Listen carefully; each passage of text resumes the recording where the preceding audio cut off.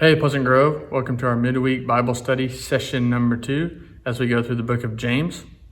Last week, as you know, we covered James chapter 1, and we focused on about the first 9 verses where it talks about joy and trials because of the trials and tribulations we're going through right now with the global pandemic going on and coronavirus. And so we're all facing similar trials, but we're also facing different trials from what's happened. And so I thought it was a good thing to dive into that part and just talk about how even though it's tough right now and tougher for some of us than others and in different ways, we can still have joy in it. And we found in that passage that we can have joy for a couple of reasons. Number one, we know trials and tribulations are coming because it's promised to us many times in the New Testament and also shown in examples of a lot of Christians in the New Testament, all Christians that are going through multiple trials and tribulations. So number one, we know they're coming.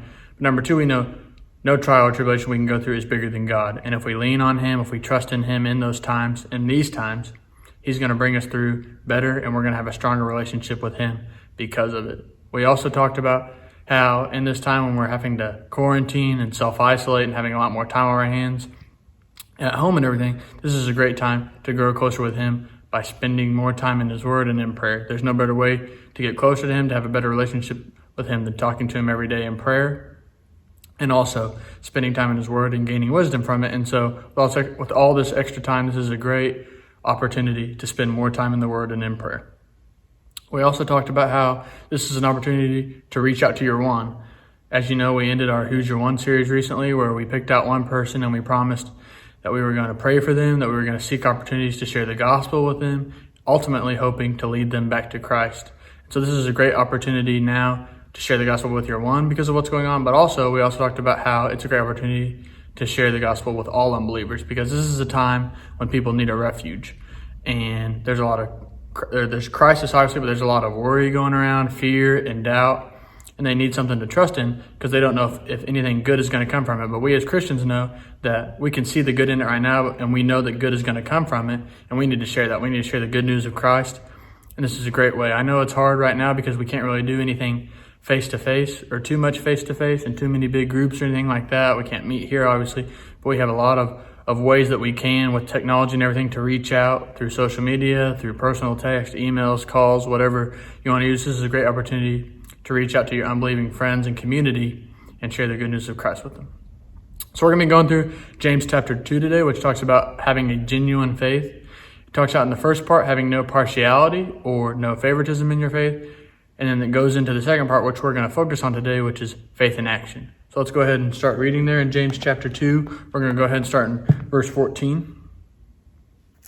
It says, "What good is it, my brothers and sisters, if someone claims to have faith but has no deeds? Can such faith save them? Suppose a brother or sister is without clothes and daily food. If one of you says to them, 'Go in peace, keep warm and well fed,' but does nothing about their physical needs, what good is it? In the same way, faith by itself, if it is not accompanied by action, is dead." So James starts out here talking about faith in action and how faith without action is dead.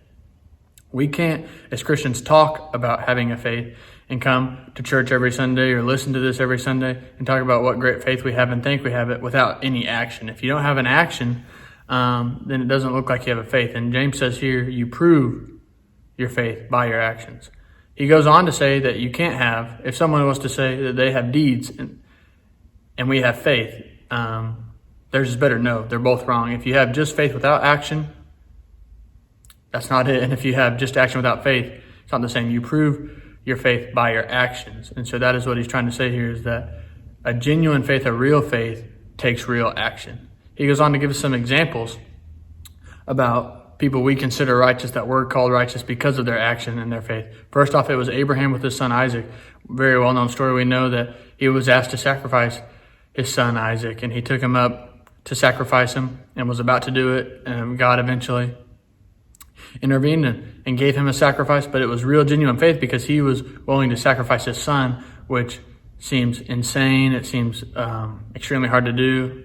And I know you with kids can't even imagine having to sacrifice your son, but he was going to do it because he was asked to, and that showed real faith. The second one is Rahab, when she could have been killed and everything for what she did for the messengers, and she hid them and sent them out. That showed real faith because of real action. And so what he's just trying to say here is that a real faith is accompanied by real action. Not necessarily as many actions as you can do to show you're a Christian or whatever to let the public see. It's when God calls you to take action, do you take action? And that is specifically what he's talking about. And so I kind of want to focus on your personal faith, my personal faith, our faith, and see what it's been like these last couple of weeks. So I want to ask some questions that we're going to go through just in your head on what your faith has looked like these last few weeks as crisis has come down on the world and on America, and how we've had to quarantine and self-isolate. So number one, have you trusted in God in this time? This is a time where a lot of people, like I said earlier, are in fear or in panic, are doubting, are worried about what's going to happen because nothing like this has happened before. These are unprecedented times.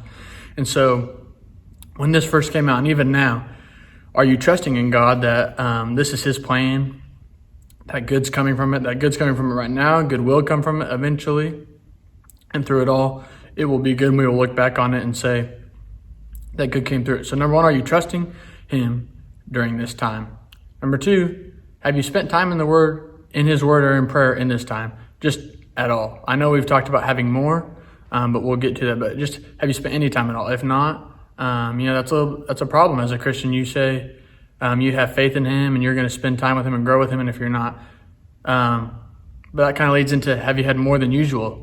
Because with all this time, you would think with our faith, we need to be in it more. And so have we been in it more? Have we been in prayer more and all that? And then number two, or the third part of that question is, have we been in prayer for our national and local leaders in this time?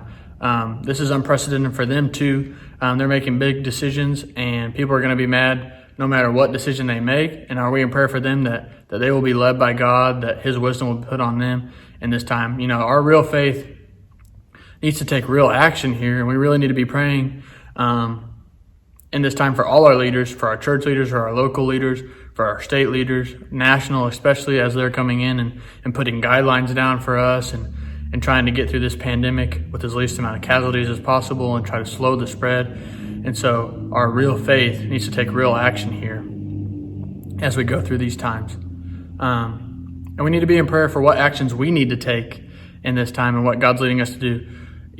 Like I said earlier, it's not about as many actions as you can do for the Lord or to let people see you in public doing these actions for the Lord. It's whenever he calls you to take action, are you taking action? And so we need to be in prayer right now for what actions as a church we need to take, but specifically as people, as family, what actions do you need to take? And specifically you as a person, what actions are you needing to take in this time? You need to be in prayer for that and prayer for the courage and strength for whatever the thing God is leading you to do, for you to be able to do it. Because our real faith needs to take real action, the action that God wants us to do, whatever his will for us, that's what we need to do. So that's kind of an overview of James chapter 2. We don't have a lot of time to dive in, and you guys have been reading through and hopefully are reading through James, and so you're getting through it. So we're just going to keep overviewing every week and trying to hit the high notes, and just kind of grow together. A few reminders before we go. We got the Lord's Supper coming up this Sunday. So I hope that you guys will take part in that and get on there at 10 o'clock is when we're going to release that video. So I hope you'll join in and partake in the Lord's Supper.